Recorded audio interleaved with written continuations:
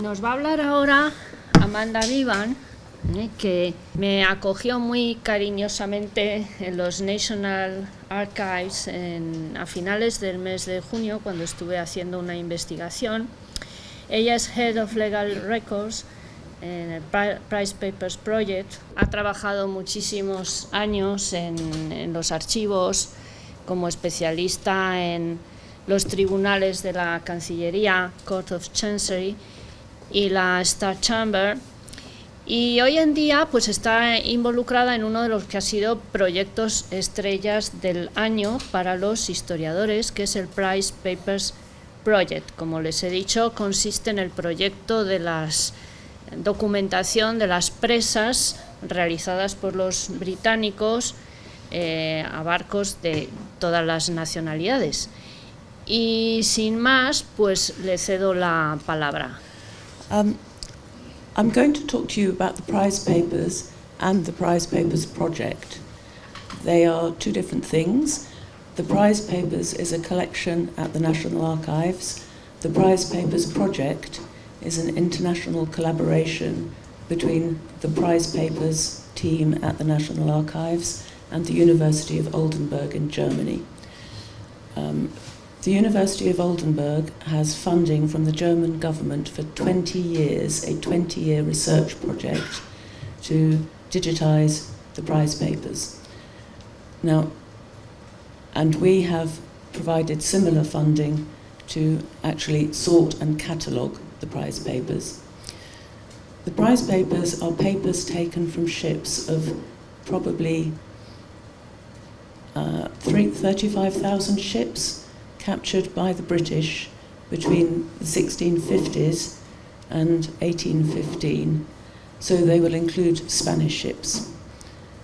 Most of the ships that are captured are merchant ships. Some will be naval ships, but if a naval ship is captured, the captain must throw overboard, must throw into the sea all his official papers. So if you're looking for papers from naval ships in the prize papers, you will be quite disappointed. So this morning we heard from Pilar about the Battle of Cape St. Mary and the Mercedes and the Farmer and the Clara and the Medea. The three last ships were captured, but we have almost no papers from them at all because their captains threw the papers overboard. Okay? What we do have is papers from the other 35,000 ships, which contain the ship's papers, so all the captain's papers, the crew lists, the bills of health, navigation records, logs, exercises to learn navigation, and we have also the the cargo manifests. We have letters belonging to the crews of the ships, their own personal archives as they lived on the ship, and we have about 160,000 letters which were sent from port to port for delivery from one country to another or between the same country along the coast. So it's a really huge international collection. It was not really known about until about 20 years ago when researchers started using it. And one of them was a Spanish historian, Xavier Lamekis, who wrote a really good book on trade networks using the papers from one ship, La Perla. As at the National Archives we realised that people were starting to order these records, we also realised that we didn't know very much about them.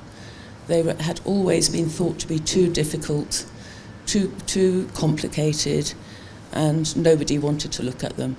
So for the last 20 years, we have been playing catch-up as archivists. Researchers wanted to see them, we didn't know about them. People wanted to digitize them, we didn't know about them. We had to work very hard to learn to understand what these records were.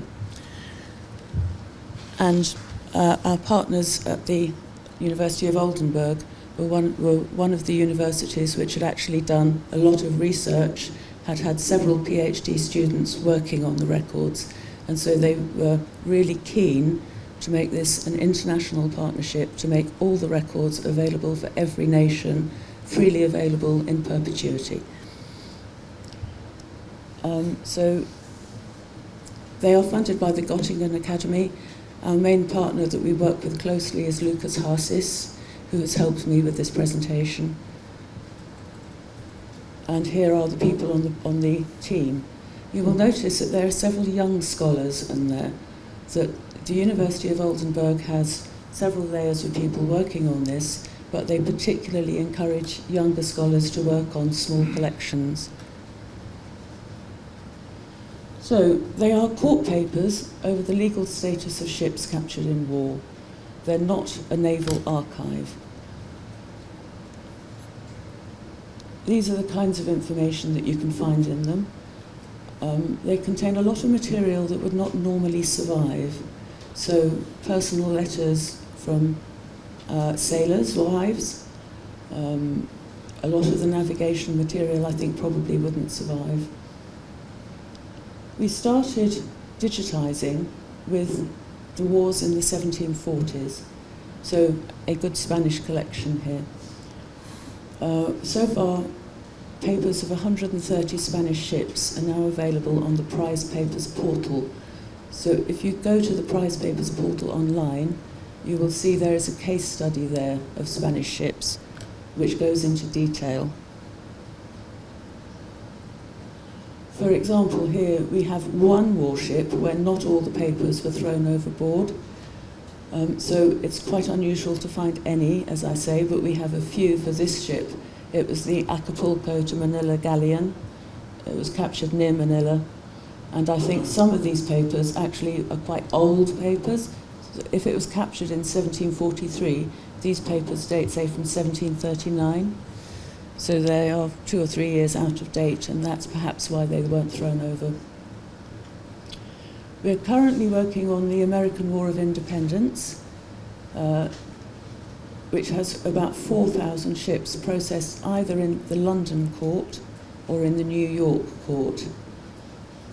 We have described the capture of all these ships, so we know what the ships are, where they're coming from, where they're going to, who captures them, and are they taken to London or New York. What we haven't done yet is describe the actual papers.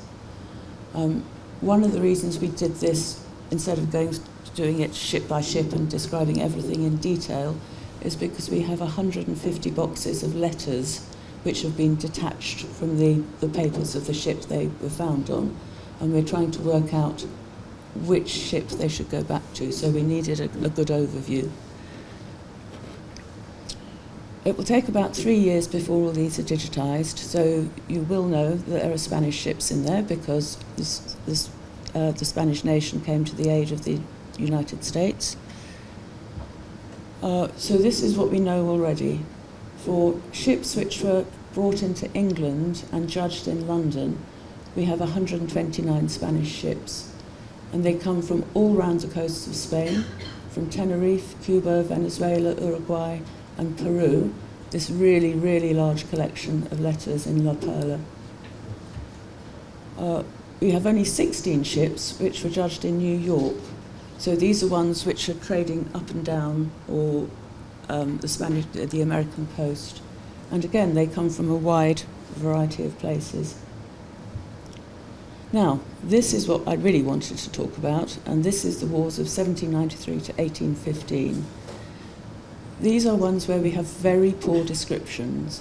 We know there's about 18,000 ships which were judged in London. For this period, there is sometimes war between Great Britain and Spain, and sometimes we are neutrality, and sometimes we are allies. So the periods when you're at war is 1796 to 1802, and then 1804 to 1808.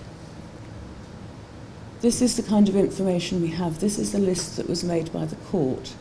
And you can see it's the writing is quite difficult. It's just the year, a box number, the name of the ship, the name of the master, and a number that the court assigned to the ship.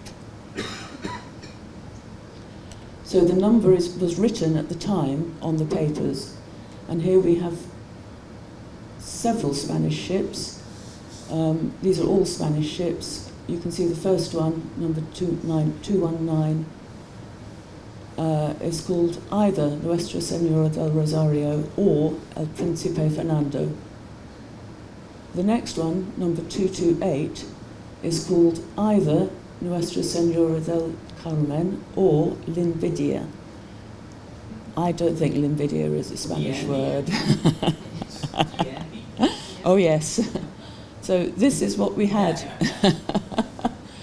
So I can see why it's read as Linvidia, but I don't know who made the mistake. Was it the captor, who often misheard or anglicised the names? Or was it the archivists of the court who misread the name? Or was it the typist who typed it up to go into our catalogue?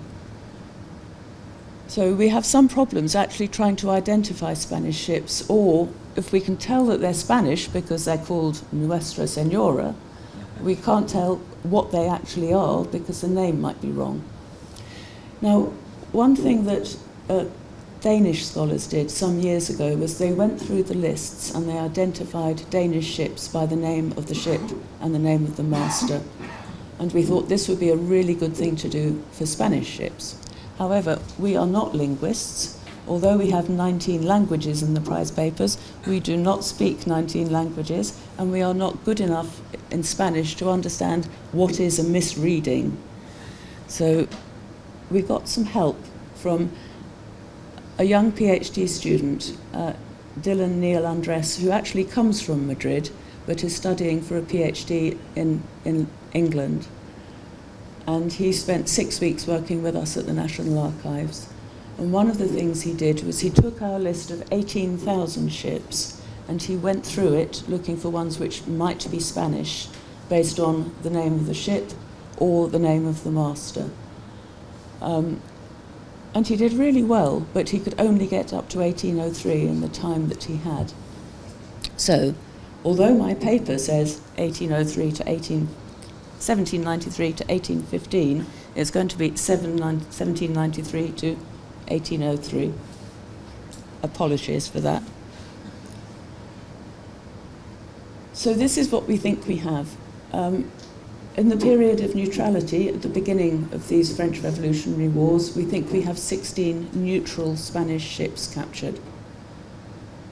For the period of wartime, we have 280 enemy Spanish ships captured. And again in 1803, back to 8 neutral Spanish ships.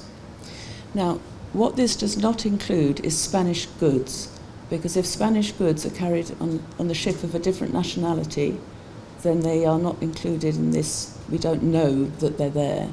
We need to do a lot more detailed cataloguing in order to identify Spanish goods on the ship of a different nationality, on an American ship, for example. So we have a minimum for this period of 304 Spanish ships. And this is the kind of thing that you might find in them.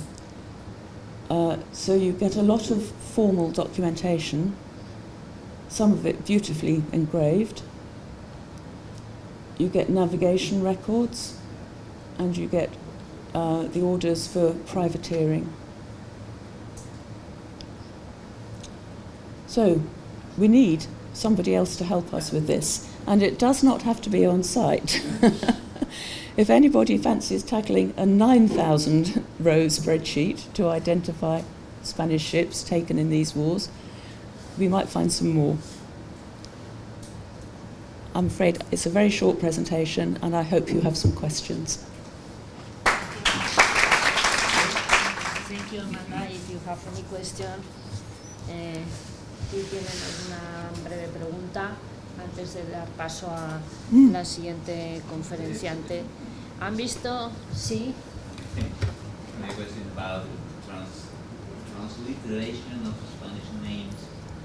We have the same problem with a huge amount of Irish names. Oh, yes. Transliterate in Spanish after the heading of the scrivener.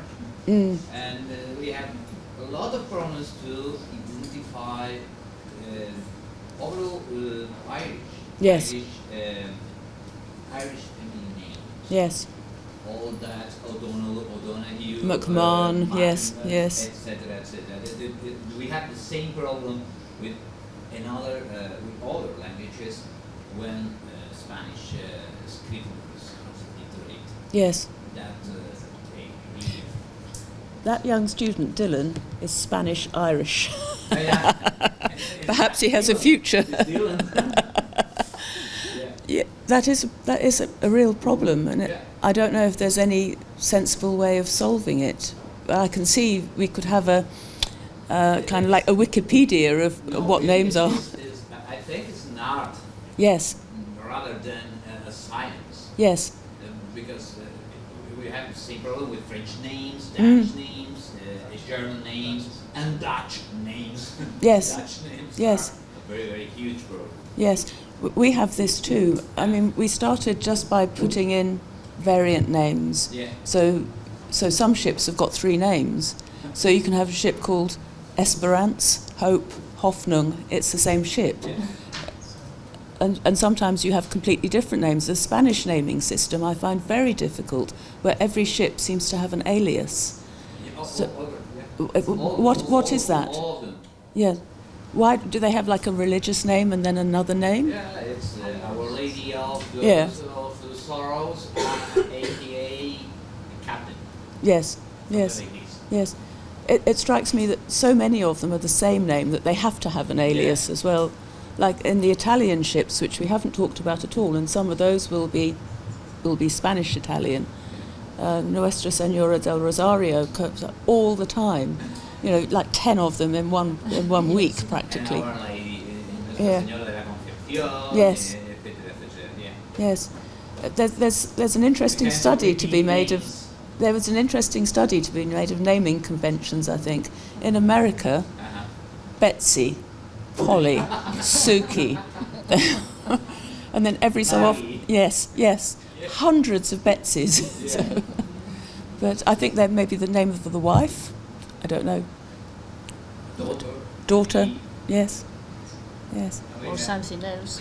Something else, yeah. So, Is your man? Is your man for Yes. helping?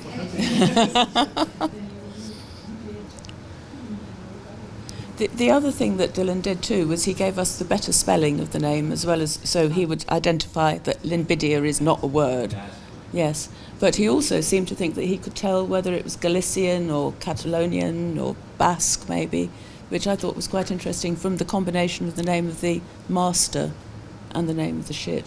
So we might put it in square brackets and then hope to identify it later. But for this war, yeah, we are a very long way from digitising, but all these records are available at the National Archives. What, per ship? How many not documents, but sheets of paper or pages you have in this price, Spanish price? Millions. Millions. We don't as yet know how many ships even. No, sheets. No, I know. We don't know how many sheets of paper. Yeah. Because we don't even know how many ships. Yeah. So, we don't know the top level, let alone the very bottom level. But it will be millions. Millions. Yes. So it's a really big project. Oh no, that's the American War, just the American War. Only the Yeah. We've been working on it for 3 years already, and it will take another 3 years. So because the archive is not well ordered, because it was left alone for 200 years, I think some things fell off the shelf. They fell down, they were scooped up, put it back in the wrong place. So we are doing a lot of archival archaeology, trying to find out what should belong where, and Andrew is going to talk to you a bit about this later. It's a very, very interesting project. It's one of those things where archival work becomes invisible once you have done it. Is that a concept you can explain? Sí, bueno, creo que se ha entendido más o menos. Sí. La verdad es que con esto de millones y millones y millones, ¿no? Ya tengo que pasar de los océanos a las fosas de las Marianas, a las profundidades marinas de explorar con batiscafos, ¿no? Es realmente impresionante y es un trabajo, como ella estaba diciendo, que lleva, no digo años, sino décadas, y que después no se ve, que permanecerá, por así decirlo, anónimo, ¿no? Lo cual no quita nada de su mérito, y bueno, estoy contenta de que quien lo lleva a cabo esté aquí presente para poderlo valorar y que por lo menos nosotros aquí sepamos lo que significa, ¿no? La cifra más pequeñita que ha dado es la de 160.000 cartas que nunca llegaron a sus destinatarios. Cartas de particulares de